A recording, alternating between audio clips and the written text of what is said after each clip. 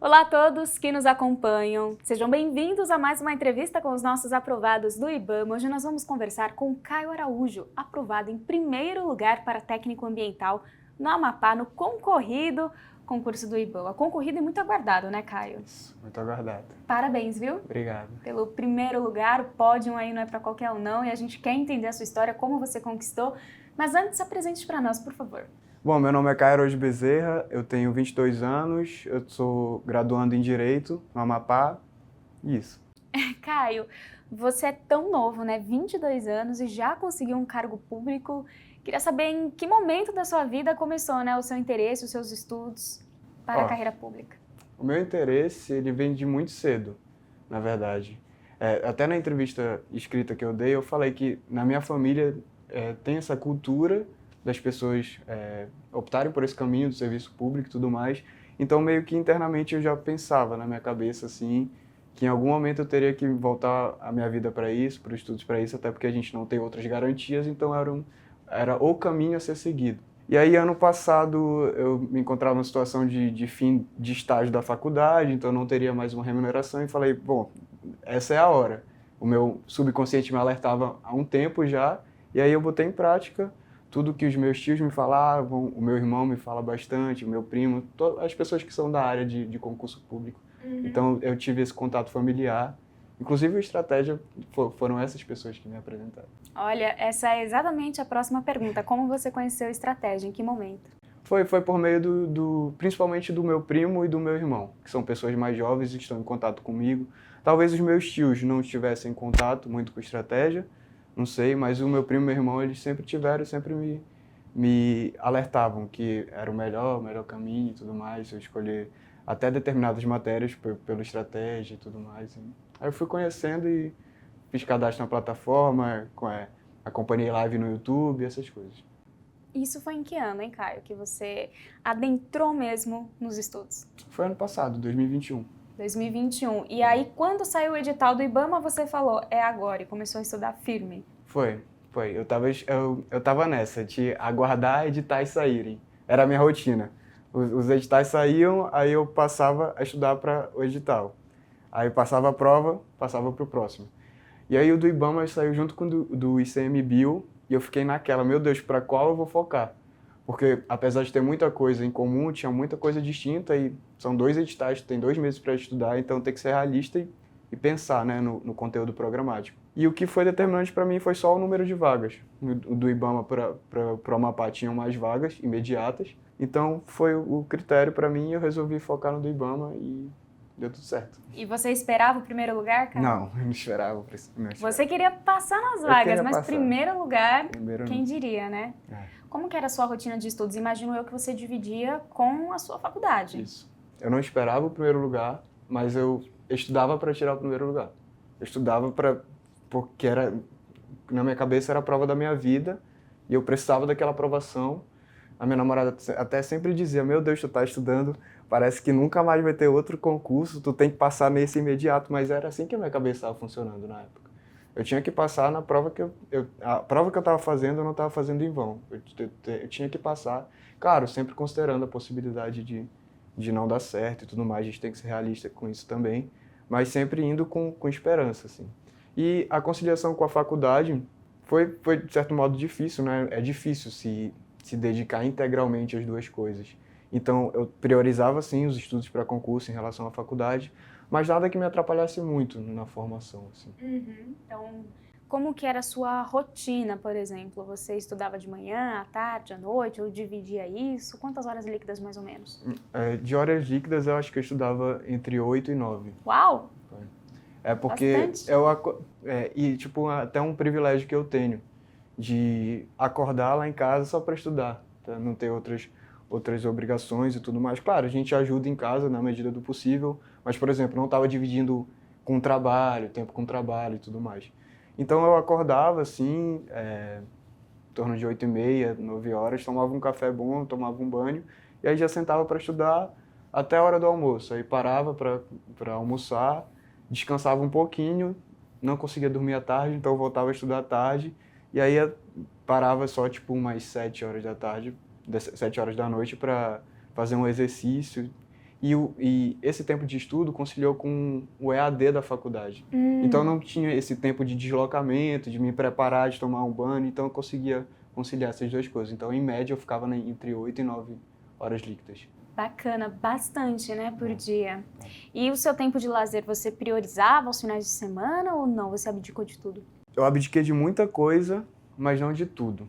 Eu acho que tem que ter um momento para espairecer, tem que ter um momento para tu tirar, até porque não é natural, o teu cérebro não vai produzir se tu estiver cobrando mais do que ele é capaz de te entregar. Claro, até falo para os meus amigos, deixei de ir para muitos aniversários, deixei de ir para muitos encontros, muito rolê, mas todos me entendiam, assim. Uma vez ou outra, por exemplo, teve a formatura do meu primo, eu não podia deixar de ir, eu fui, sabe? Mas eu abdiquei de muita coisa, deixei de sair de muita coisa, encontrei menos, inclusive, pessoas, assim, essenciais para mim, mas todas sempre me compreenderam muito bem.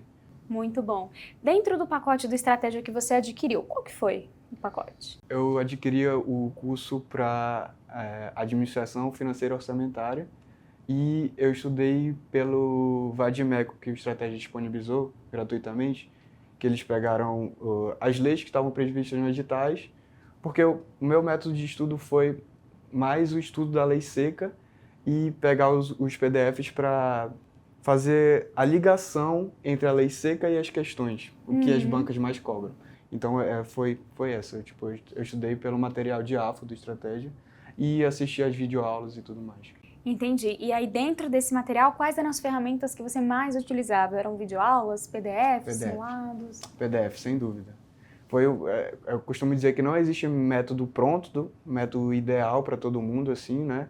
Mas o que eu me identifiquei foi a leitura da lei e a leitura dos PDFs, porque casou muito comigo, tipo, para mim, na verdade, casou muito a lei e os PDFs, porque os professores, eles pegam o que as bancas cobram, desenvolvem o raciocínio da questão com o conteúdo que está na lei, então fica tudo muito bem casado. Então eu sentia muita segurança de, pô, acabei de ler a lei e eu vou ler a explicação de um professor baseado em questões, então muito, não tem como não aprender assim dessa maneira. Entendi. E você fazia também revisões, sistema de questões, simulados? Simulados eu não fiz. Nenhum? Nenhum. Olha só. Eu fazia bastante questões, assim, mas eu não peguei para simular a prova de fato. Mas questões, até no próprio material de estratégia tem bastante questões, né? Nesse diafo que eu usei, eu acho que o nome do professor é Sérgio, não vou me recordar, acho que é Sérgio Mendes o nome dele. É muito bom porque, como eu disse, ele desenvolve o raciocínio da aula, ele constrói a aula em cima do raciocínio das questões e da banca, então não tem como fugir. Então eu resolvi muitas questões e eu não escrevia nada, não fazia resumos, mas eu grifava as coisas. Então eu grifava o que eu considerava mais importante, grifava o que as questões mais cobravam, então eu entendia como algo que deveria ter maior relevância nos meus estudos. Muito bom. Como que foi aquela sua última semana que antecede o dia da prova, hein? Foi como as outras. Pisou no acelerador ou no freio? Manteve o ritmo? Mantive o ritmo. Ah, então tá. Mantive o ritmo, mas tentei relaxar.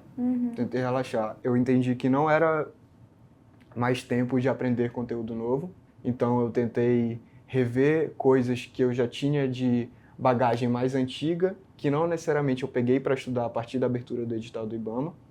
Então, coisas mais gerais, por exemplo, algumas leis da administração pública e tudo mais, coisas mais gerais que caem na maioria dos concursos, peguei para revisar conteúdos mais antigos para não estar tão distante de ter lidos. E foi isso, eu tentei relaxar também. Eu tentei assistir um pouco mais de TV, tentei esquecer mais um pouco. Apesar de ser impossível, eu tentei. Entendi. Como que foi o dia da prova para você, hein, Caio? Você adotou alguma estratégia especial ali na prova ou seguia a ordem natural dela? Eu adotei estratégia, sim. Eu comecei pelas questões de português, porque eu vi uma vez... Na verdade, tinha redação, né? Tinha a questão discursiva. Então, a minha estratégia para quando tem primeiro ir ver o tema da redação, pensar no tema, só que só ler o tema, não partir para a redação ainda. Depois voltar para a questão de prova de português, porque enquanto você vai fazendo a prova, o seu subconsciente vai pensando no tema, então tu vai, querendo ou não, indiretamente desenvolvendo mais raciocínio para tu ter maior conteúdo, né, para tu dissertar sobre. Então eu fui lá, vi o tema, e aí depois comecei por português, porque questão de interpretação de texto requer que teu cérebro esteja com muita atenção, né, que qualquer detalhe é muito importante. E eu julgo que quando eu entro na prova é o momento que eu tô com maior atenção, sabe, que tipo, que tem aquele momento de descanso entre a tua entrada na escola e o começo da prova, que é tenso também, mas tu tá assim se concentrando. Então eu tô bastante concentrado e eu começo pelas de português, de interpretação, e depois sigo a ordem natural. A estratégia que eu adotei nessa prova, como era certo, errado, Sebrasp, foi de deixar algumas questões em branco. Eu acho que isso foi fundamental. Por exemplo, tiveram 10 questões de matemática, e é o meu ponto fraco, matemática. Eu conheço isso. Então, eu só resolvi 5. Eu deixei outras 5 em branco. E as 5 que eu resolvi, eu consegui acertar. Boa. Então, eu tipo, não corri o risco de eu perder o ponto das outras que eu não sabia. Entendi. E a discursiva, hein? Como que você resolveu ela? Você chegou a se preparar para fazer a discursiva? Pois é, eu acho que foi o meu maior pecado na minha preparação, foi não treinar a discursiva. Eu até escrevi isso na entrevista para o próprio Estratégia, tipo, foi o meu maior erro, porque eu não conseguia treinar, na verdade, sabe? Eu subestimei o peso de uma discursiva, acho que essa foi a palavra, porque eu estava me preparando muito mais para a objetiva. A minha nota foi até ok, foi 25 e pouco, né, valendo 30. Só que eu acho que se eu tivesse treinado mais, né, se eu tivesse com maior afinidade, com conectivos, com estruturação, essas coisas todas, seria uma nota melhor. Porque às vezes é muito determinante, né, prova discursiva. Para minha felicidade, eu tive uma boa pontuação na prova objetiva. Mas tiveram pessoas, por exemplo, que foram aprovadas abaixo de mim e tiveram maior nota na discursiva. E você chegou a pedir recurso? Não. Não? Não. Ah, viu lá, né? Primeiro lugar, deixou. Confiei. E como que tá agora o seu coração, hein? Ah, tá bom. Tá, tipo, tirou um peso muito grande das costas, assim, que eu vinha carregando há um tempo. Quando saiu o resultado preliminar ainda, eu me desabei em choro, sabe? Bom. Pensei em muita coisa, assim. Mas hoje em dia é só felicidade. Imagina, acho que sua família também, né? Tá, Estão demais. muito felizes, eles que te incentivaram tanto Sim. a prestar o concurso. E como que você enxerga o Estratégia nessa sua caminhada? O Estratégia eu enxergo como esse ponto de ligação. Esse ponto de ligação entre a minha vontade, a minha preparação e o que a prova vai cobrar, o que as bancas vão cobrar.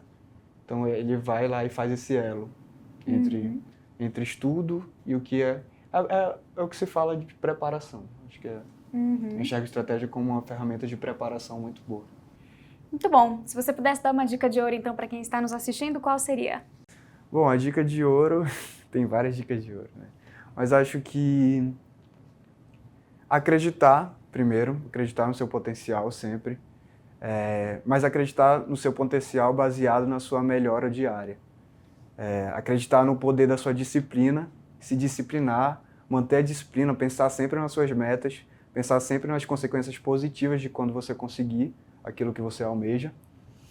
E quanto a método de estudo, eu acho que o estudo da lei seca alinhado com os PDFs é muito bom, porque a banca não vai fugir da lei. Se ela fugir, você vai entrar com recurso e vai ganhar a questão. Então, estudar a lei e entender o raciocínio da banca por meio dos PDFs, para mim foi fundamental, e essa seria uma dica de método. E a dica de ouro seria acreditar em si mesmo e sempre pensar que se outras pessoas podem, se eu posso, por exemplo, você também pode, e não há nada que impeça. Tá aí, nós conhecemos a história do Caio Araújo. Tão novo, já com uma grande conquista. Parabéns, viu, Caio? Obrigado. Primeiríssimo lugar para técnico ambiental no estado dele, Amapá. Seja muito feliz. Obrigado. Concurso IBAMA, pessoal, super concorrido, super esperado. Só Deus sabe quando teremos outro, né? Esperamos que em breve. Para você que nos acompanhou, obrigada pela audiência. Se quiser ver outras histórias, é só navegar aqui no nosso canal Estratégia Concursos. Até mais.